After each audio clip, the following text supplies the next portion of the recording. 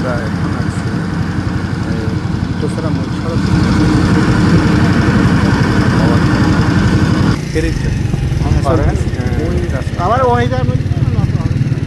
এই পাশে ভারী করার সব বালু বালু সব বালু এখানে। এখন আমরা সামনে যাচ্ছি, সামনে বিশাল কর্ম দুই পাশে বিশাল কর্ম।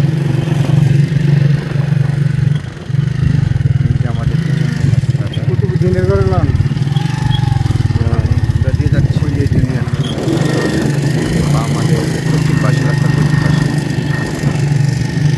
ব্লক নির্মাণ হচ্ছে সম্ভবত রাস্তার জন্য অথবা সম্ভবত রাস্তার জন্য। আর ওই যেখানে ফেরি দিত এই অনেক কষ্ট করে বালি কণা এগুলাতে আসলে হুন্ডা যায় না, তবু আমরা কষ্ট করে যাচ্ছি। মাশাআল্লাহ সন্দ্বীপের সবচেয়ে বড় যে কাজটি মনে হচ্ছে অতি দ্রুত হচ্ছে এই কাজটি, এই ফেরির কাজটি, যার মাধ্যম হচ্ছে অবশ্যই আপনারা সবাই ওনার জন্য দোয়া করবেন যেন আমাদের সন্দ্বীপের যাতায়াতের ব্যবস্থাটা সুন্দর হয়। আমরা কোনো দল মত নির্বিশেষে অবশ্যই ওনাকে ওনার জন্য আমরা দোয়া করব যে উনি সন্দ্বীপের জন্য যে ভালো কাজ করে সন্দ্বীপের জন্য, আমাদের সন্দ্বীপের মানুষের কথা বলছি অন্য লোক আমাদের সন্দ্বীপে কি সৌন্দর্য নাই? না না ওই সৌন্দর্য না। কেন? ওইটা খেত খামারটা বেশি। আচ্ছা এখানে খেত খামার তো আপনি এখন নদী দিয়ে খেত আমাদের ভিতর দিকে যান। আমি বুঝছি ভিডিওটা আমি কাজ করছি। বেতন কি এখানে ভালো না? বনিয়া এখানে ভালো, সুন্দর ভালো। যাক আলহামদুলিল্লাহ। ওনারা দিনাজপুরের লোক ছিল, ওনাদের সাথে কথা বললাম। এখানে সন্দ্বীপের লোকের থেকে টাকা বেশি, ওরা বেতন বেশি পায়, খুব খুশি।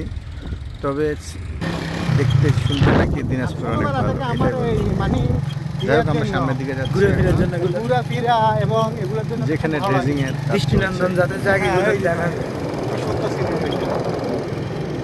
আমার ভিডিওটি করার উদ্দেশ্য হলো একমাত্র প্রবাসীদের উদ্দেশ্যে। প্রবাসীরা যখন দেশের বাইরে থাকে, আমি একদম প্রবাসী হিসাবে তো আসলে মন প্রাণ কাঁদে আমাদের দেশের অবস্থা, সন্দ্বীপের কী অবস্থা, এগুলো দেখতে। এই যে আমরা চলে আসলাম এখন যেখানে ড্রেজিং করে, এগুলো আমি এই যে ড্রেজার মেশিন, এটাই ড্রেজার মেশিন একদম নিকটে চলে আসছে।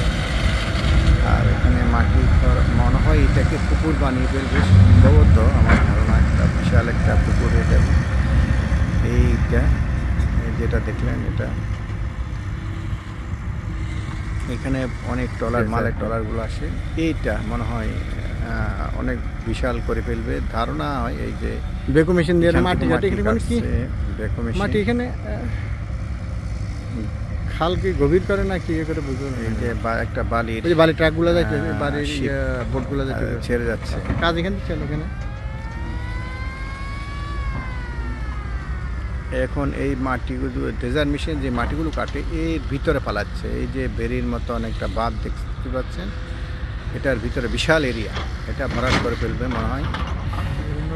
সূর্যের অস্ত প্রায় শেষ প্রান্তে আমরা আছি, একদম বিকালবেলা। যে সরকার আসবে আসুক, আমাদের উন্নতির দরকার, আমরা উন্নতি চাই। সৎ যে ভালো করছে তার পাশে আছি আমরা।